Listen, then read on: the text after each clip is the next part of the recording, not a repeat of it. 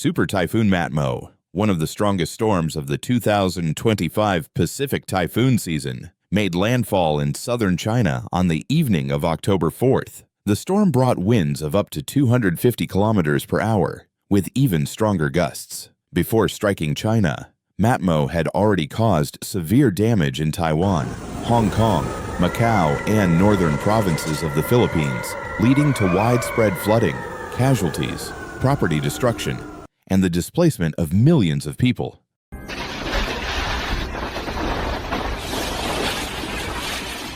When Matmo made landfall in Leju, part of Yangjiang City in Guangdong Province, local authorities launched one of the largest evacuation campaigns in history. The Chinese Emergency Management Agency reported that nearly 1.9 million residents in Guangdong Province were evacuated from high-risk areas before the typhoon's arrival. In Shenzhen, a city with more than 17 million people, around 400,000 residents were relocated from coastal areas and older buildings vulnerable to strong winds and flooding. Authorities suspended public transportation services, including ferries, flights, and trains, causing widespread disruption to daily life.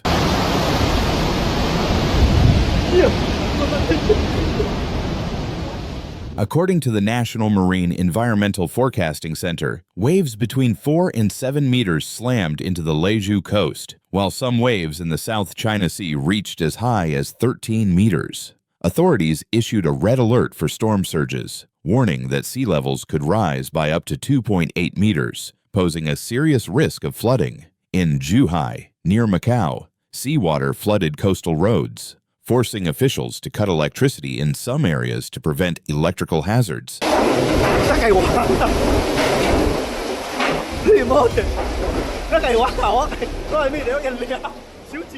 In Shenzhen, although advanced infrastructure helped reduce some of the damage compared to other regions, strong winds shattered windows in high-rise buildings and scattered debris across the streets. Residents living in tall buildings were advised to move to lower floors or relocate to safer structures. More than 38,000 rescue personnel, including firefighters, medical staff, and search and rescue teams, were deployed across the affected areas to assist the population.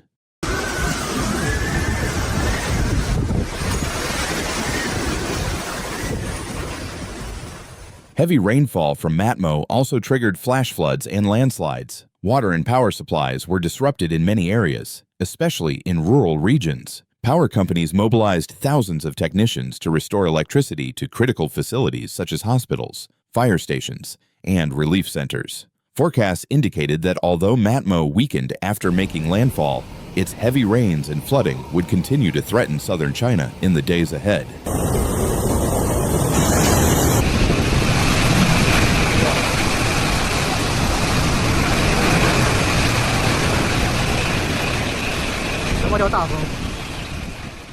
By October 5th, authorities had established evacuation centers, providing food, drinking water, and medical support to hundreds of thousands of residents. While official damage assessments had not yet been released, timely evacuation efforts significantly reduced casualties compared to similar past storms. However, recovery, including rebuilding homes, restoring transportation, and reviving economic activities, was expected to take weeks or even months.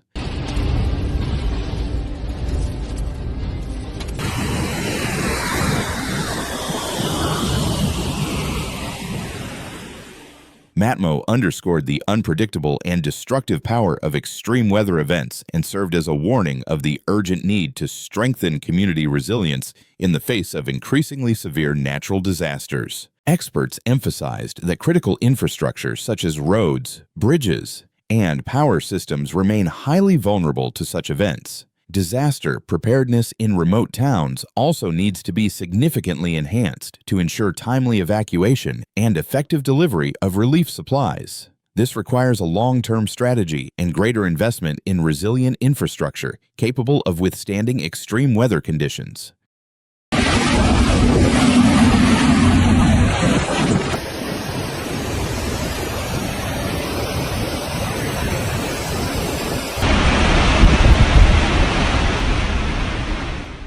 Thank you for following the Extreme Weather Program, where we analyze the world's most severe natural phenomena. If you found this report helpful, please like, leave a comment, and subscribe to the channel. Turning on the notification bell will ensure you never miss clear, calm, and accurate weather updates. Some images shown in this video are for illustrative purposes only and may not fully reflect the actual events described.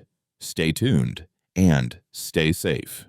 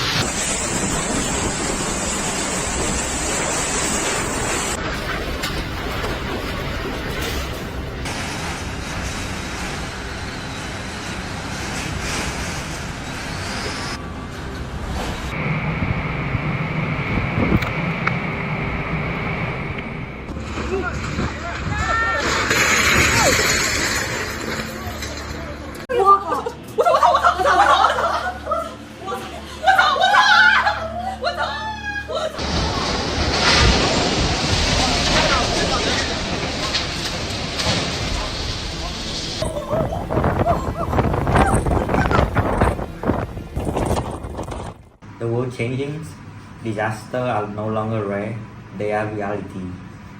You cannot predict the next earthquake, flood, or wildfire, but you can choose how ready you are. This channel isn't just here to inform, it's here to wake people up before it's too late. So if you're watching this now, take it as a sign. Don't just scroll, don't just watch, subscribe, learn, and prepare, because awareness isn't fear, it's power.